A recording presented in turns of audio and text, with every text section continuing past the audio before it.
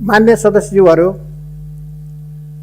मैले अगाडि नै भने राष्ट्रिय सभा अहिले राष्ट्रको एउटा विशिष्ट राजनीतिक अवस्थामा सञ्चालन हुन गइराखेको छ।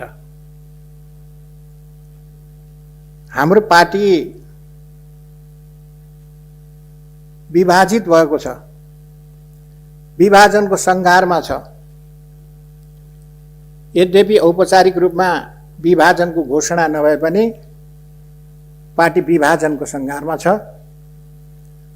अर्कोतिर प्रतिनिधि सभा छैन,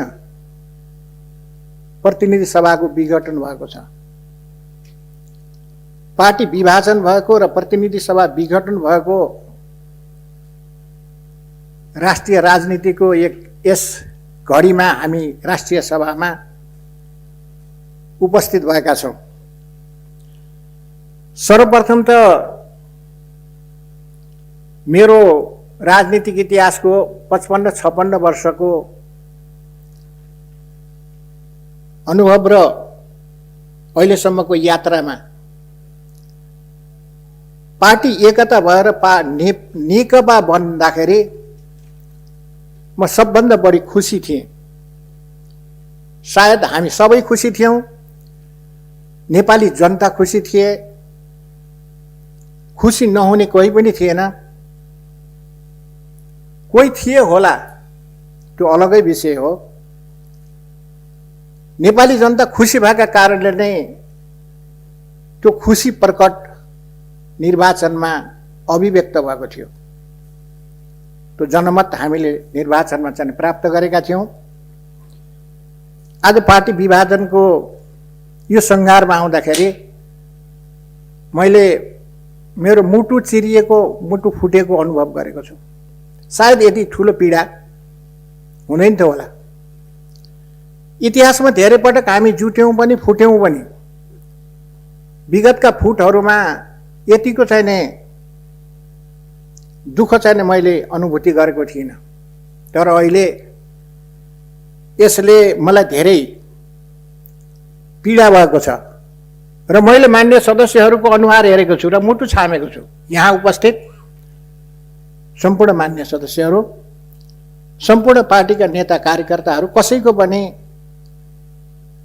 पार्टी विभाजन हुनु राम्रो हो, सुखद हो, सही हो भनेर चाहिँ भन्नुभएको छैन। सबैका अनुहारहरू उदासीन छन्, मलिन छन्। मैले मलिन मनोविज्ञानलाई चाहिँ पढिराखेको छु। तर पनि इतिहासको यो क्षणमा हामी विभाजित हुन गइराखेका छौँ। अझै पनि हामी एक ठाउँमा हुन सक्ने त्यस्ता किसिमका केही सम्भावनाहरू छन्, त्यस्ता किसिमका केही समीकरणहरू छन्, त्यस्ता प्रकारका केही रसायनहरू छन् भने ती रसायनहरूबाट जोड्नको लागि हामी सबैको प्रयत्न हुनेछ। हामी सबै त्यो दिशामा चाहिँ प्रयासरत रहौँ। म यो कुरा पनि भन्न चाहन्छु। आज राष्ट्रिय सभामा पहिलोपटक उपस्थित माननीय महामदेव गौतमजीले यो पार्टी एकतालाई पार्टीको चाहिँ विभाजनलाई मन पराउनु भएको छैन। त्यसो भएर यसलाई मैले जोडेर रसायनको काम गर्छु भन्नुभएको छ। म उहाँलाई हार्दिक शुभकामना दिन चाहन्छु। उहाँको प्रयत्न, उहाँको प्रयास सफल रहोस्। उहाँको अभियान त्यो दिशामा चाहिँ सफल रहोस्। त्यस्तो कुनै रसायन छ, त्यस्तो कुनै विधि छ भने उहाँले प्रयत्न गर्नुहुनेछ। र मैले पार्टी एकता, पार्टी यो चाहिँ विभाजनकै बारेमा अलिकति के पनि भन्न चाहन्छु। मलाई लागेको कुरा के पनि भन्न चाहन्छु भने यो पार्टी विभाजन कुनै सिद्धान्तको आधारमा, कुनै विचारको आधारमा, कुनै दर्शनको आधारमा यो विभाजित हुन गइराखेको छैन। केवल राजनीतिक चाहिँ कारणले मात्रै, मेरो चाहिँ आफ्नो पर्सेप्सन हो, राजनीतिक कारणले मात्रै यो पार्टी विभाजन हुन गइराखेको छ, जुन चाहिँ कुरा दुःखद हो। हिजो हामी विभाजित हुँदाखेरि विचारको कारणले, दर्शनको कारणले, सिद्धान्तको कारणले सामान्य राजनीतिक स्वार्थका कारणले होइन, दर्शनका कारणले विभाजित भएको थियौँ। जनयुद्धमा जाने कि नजाने, त्यस कारणले विभाजित भएको थियौँ। अगाडि हामी चाहिँ कसरी बढ्न सक्छौँ भन्ने विषयमा चाहिँ हाम्रा केही राजनीतिक रणनीतिक चाहिँ सैद्धान्तिक वैचारिक चाहिँ आधारहरू थिए, त्यसकारण विभाजित भएको थियौँ। यस पटकको चाहिँ विभाजन त्यो आधारमा होइन, राजनीतिक कारणले भएको छ। राजनीतिक राष्ट्रको हितको लागि हुन्छ, जनताको हितको लागि हुन्छ भने देशको अनुहार फेरिन्छ। राजनीतिक स्वार्थको लागि हुन्छ भने त्यसले देशलाई बर्बाद गर्छ। त्यसकारण हाम्रो राजनीतिक लोकतन्त्रको रक्षा गर्नको लागि, लोकतन्त्रको विकास गर्नको लागि चाहिँ केन्द्रित हुनुपर्छ भन्ने मलाई लाग्छ। इतिहासको विभिन्न कालखण्डमा राजनीति राष्ट्र निर्माणको लागि, लोकतन्त्र राष्ट्र निर्माणको लागि, प्रजातन्त्र राष्ट्र निर्माणको लागि भन्दा पनि दलभित्र भएका चाहिँ कचिङ्गलहरू, दलभित्र भएका खिचातानीहरूका कारणले, उत्पन्न कारणले गर्दाखेरि लोकतन्त्र चाहिँ कमजोर भयो।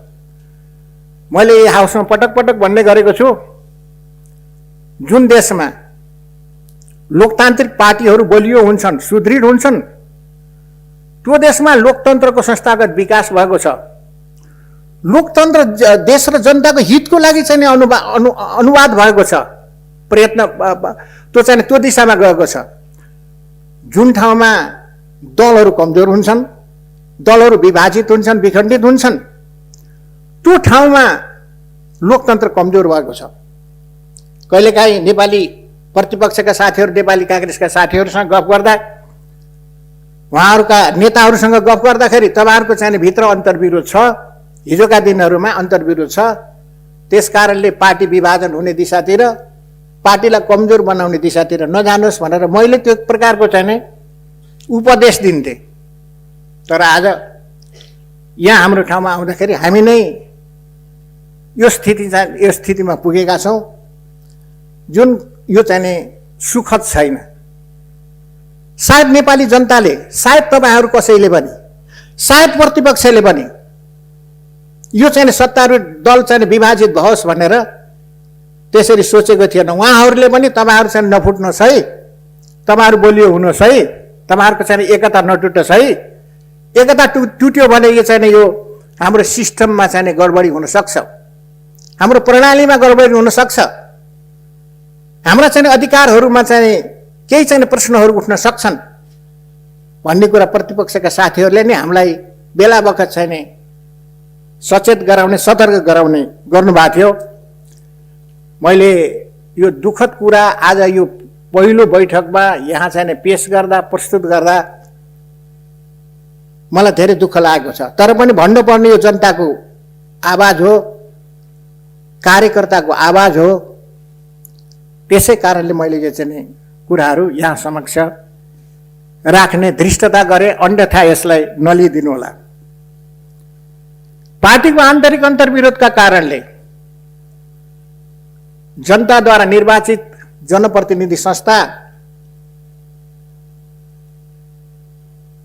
प्रतिनिधि सभा शहीद हुन पुग्यो। यसले पनि यो चाहिँ जनप्रतिनिधि संस्था दलीय चाहिँ दलभित्रको चाहिँ आन्तरिक अन्तर्विरोध गरेर जनप्रतिनिधि संस्थामा चाहिँ त्यसको चाहिँ असर पर्नु, त्यो पनि त्यति राम्रो, त्यति सुखद चाहिँ अनुभूति भएको छैन। प्रतिनिधि सभा विघटन किन हुनु पर्यो, उचित छ कि छैन, त्यो एउटा छलफलको विषय, अहिले एउटा चाहिँ बहसको विषय बनिराखेको छ। तर पनि यो अहिलेको चाहिँ सन्दर्भमा जे भयो त्यो चाहिँ राम्रो भएन। आज कसैले पनि, मान्य सदस्यहरू कसैले पनि हामी प्रतिनिधि सभा विहीन सत्तारूढ दल जोसँग बहुमत छ, प्रतिपक्षको चाहिँ अर्घेलीका कारणले प्रतिपक्षले समस्या उत्पन्न गरेर यो चाहिँ यो विघटन हुनु परेको त्यस्तो किसिमको स्थिति पनि होइन। हाम्रै आफ्नै चाहिँ आन्तरिक कारणले हाम्रो चाहिँ किचलुका कारणले प्रतिनिधि जननिर्वाचित प्रतिनिधि संस्था यो चाहिँ विघटन गर्नुपर्ने स्थिति जुन उत्पन्न भयो, यो सुखद विषय होइन, यो दुःखको विषय हो। यो दुःखको कुरा 7औं अधिवेशनमा गर्नुपर्दा झन् धेरै ठुलो दुःख लागिराखेको छ। तर पनि यो यथार्थ हो, जनताको सामु छ। यथार्थ कुरालाई हामीले चाहिँ यहाँ राख्नुपर्छ। मान्य सदस्यहरू, यी राष्ट्रिय राजनीतिका बाछिटाहरू यहाँ राष्ट्रिय सभामा अवश्य पनि पर्छन्। हामीले चाहिँ आफ्नै विचारहरू राख्ने सन्दर्भमा, आफ्ना अभिव्यक्तिहरू चाहिँ राख्ने सन्दर्भमा राष्ट्रिय सभाको अहिलेसम्मको इतिहास, यो चाहिँ 2.5-3 वर्षको इतिहासले छ। यसले गौरवपूर्ण इतिहास चाहिँ कायम गर्दै आएको छ। यो संयमित छ, यो मर्यादित छ। यसले आफ्ना विषयवस्तुहरू, जनताका सरकारका विषयहरू, जनसरकारका विषयहरू, जनचासोका विषयहरू, राजनीतिक चाहिँ परिदृश्यमा देखा परेका घटनाक्रमहरूको बारेमा हामी भोलिका दिनहरूमा आफ्ना विचारहरू यहाँ चाहिँ राख्छौँ, हामी पेश हुन्छौँ, प्रस्तुत हुन्छौँ। यद्यपि मैले जे भने यो सबैको मनमा चाहिँ मिठो लागेको छैन, राम्रो लागेको छैन, तर पनि हामी चाहिँ विभाजित छौँ। हाम्रा मनहरू बाँडिएका छन्, हाम्रा सोचहरू बाँडिएका छन्, हामी विभाजित भइसकेका छौँ। विभाजित मानसिकताबाट उत्पन्न हुने हाम्रा विचारहरू आक्रोश होइन, हामी संयमित रूपले, हामीले शिष्ट रूपले, भद्र रूपले आफ्ना विचार अभिव्यक्तिहरू यहाँ चाहिँ राख्नेछौँ र राष्ट्रिय सभाको गरिमा र गौरवलाई चाहिँ अगाडि बढाउनेछौँ। दोस्रो कुरा, राष्ट्रिय सभाकै बारेमा धेरै प्रश्नहरू उठ्ने गरेको छ। मिडियाका साथीहरूले पनि सोध्नु गर्नुभएको छ, यो राष्ट्रिय सभाले के काम गर्छ? प्रतिनिधि सभा नभएको सन्दर्भमा राष्ट्रिय सभाले सरकारलाई सघाउने काम गर्छ। आवश्यक नीति निर्माण गरेर सरकारलाई सघाउने काम गर्छ। सरकारलाई खबरदारी गर्ने काम पनि गर्छ। सरकारका चाहिँ काम कारबाहीहरूको निगरानी गर्ने काम पनि गर्छ। हिजो त्यही गर्दै आएको थियो, अहिले पनि त्यो कामहरू गर्छ।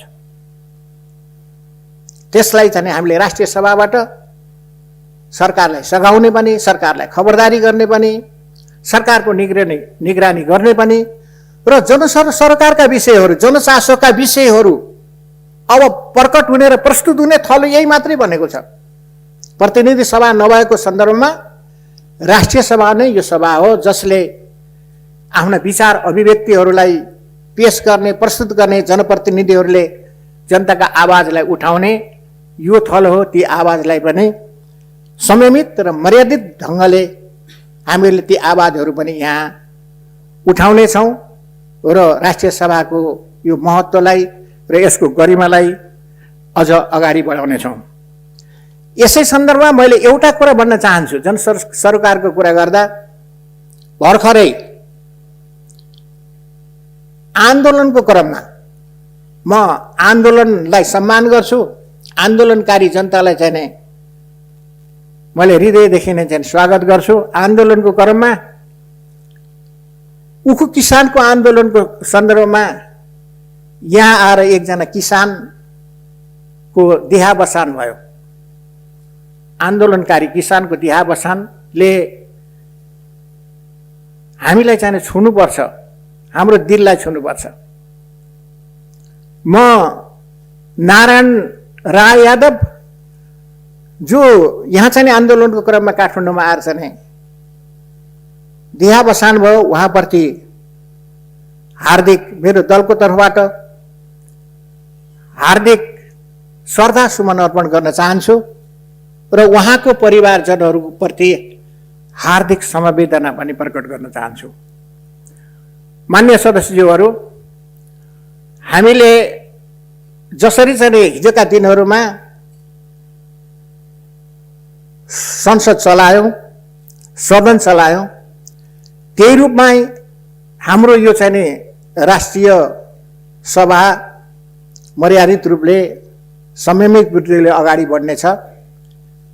हाम्रा विचार अभिव्यक्तिमा हामी स्वतन्त्र छौँ, स्वतन्त्रतापूर्वक हामीले चाहिँ विचार अभिव्यक्तिहरू राख्नेछौँ र यसको गरिमा राख्ने, यसको मर्यादा राख्ने र यसको चाहिँ गरिमालाई उच्च गर्ने काममा हामी सबैको चाहिँ हिजोका दिनमा जस्तै सहयोग हुनेछ।